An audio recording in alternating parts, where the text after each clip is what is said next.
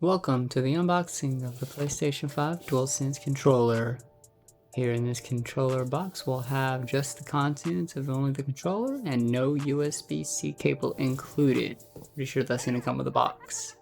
Here of course it's going to support haptic feedback, adaptive triggers, built-in microphone, and of course what they call their signature comfort. It's of course only compatible with the PlayStation 5 hardware at this time. Let's go ahead and get this open.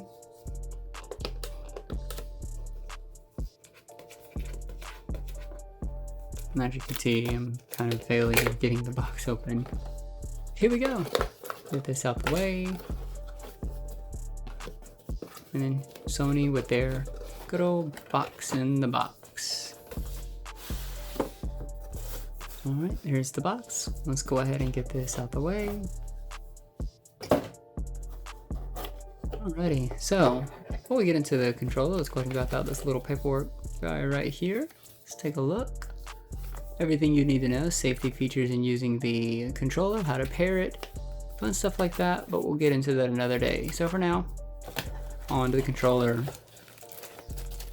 Alright guys, here we go. Get this out the way.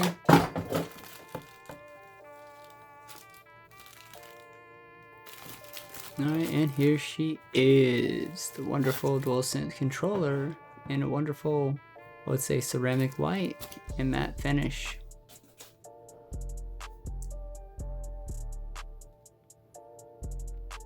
Of course, featured is going to be the base buttons, analog triggers, microphone input, left right analog, X circle, square, triangle, of course your directional pads, create button, and the share all options button. Here is where you're going to be charging the USB-C connector to the PlayStation 5.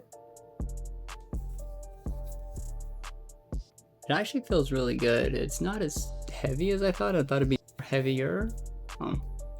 But that's that fascinating light system that we're gonna see on the system. We don't have that massive light bar anymore, so I'm hoping the battery on this will be a plus.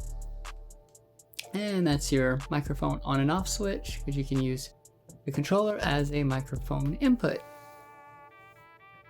Now, let's compare them. But before we do that, I want to appreciate all the cool details Sony has went into their way and making sure you see all the nice little squares, circles, cross, and triangle. It is very, very nice. And it looks like that's a microphone input as well. At least I think it is. But on to other controllers, we're going to start off with the PlayStation 4. This one, of course, has the PlayStation 4 back buttons attached to it. Let's go ahead and flip them on the side real quick so we can take a look on how they are. So the width-wise is about the same. PS5 controller is a little bit bigger than the PlayStation 4. Now, one thing that I wanted to see for myself is if the PlayStation 4 back buttons will actually work on it. Here is the system controller side by side. Good old OLED screen on it. Let me get this thing off real quick. See if I can go ahead and get this on. Of course, I'm gonna do my best to not damage the controller. It looks like it goes in, it fits, but it doesn't quite snap into place. I'm not gonna force it in. Yeah, I don't think it's gonna fit. So, back in the PS4 controller it goes. Maybe one day we'll get more back button controller options for the PlayStation 5. Alright, so we're going to bring in the PlayStation 3 DualShock 3. I had the 6-axis, but it's going to work the same way as the DualShock 3.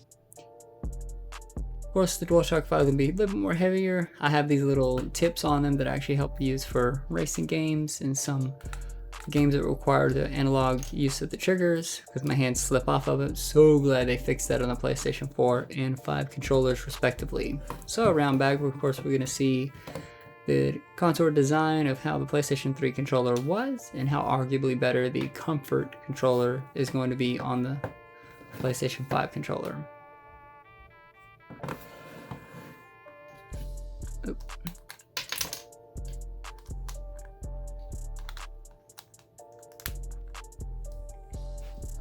Up next, we're going to take a look at the PlayStation 2 controller comparison, albeit a lot like the PlayStation 3 minus the shaved off back where they revealed the R2 and L2. Analog triggers, or the analogs rather, on this are going to be more convex, whereas more inland, whereas on the PlayStation 2 it's more concave, where it actually has that circular design. Of course, about the same size as the PlayStation 3 controller. Well, the DualShock 2 is, of course. So when we compare it to the DualShock 5, we'll see the way more bigger, massively bigger than the PlayStation 2. And then, of course, Sony still sticking with their original design philosophy of the up, down, left, right, cross, square, circle, triangle, L3, R3, and of course, the L1, L2, R1, R2. Alright, let's move on to the PlayStation 1 controller. Now, I don't have that one listed here. I'm actually using the PlayStation Classic controller, but Sony themselves say they designed it to look authentically like the PlayStation 1 controller.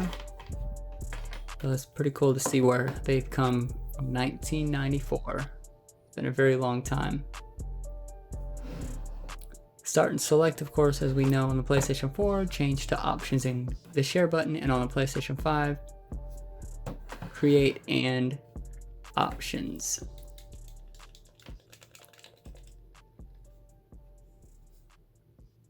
Alrighty. I greatly appreciate everyone for tuning in to this wonderful video, and I wish everyone a safe night.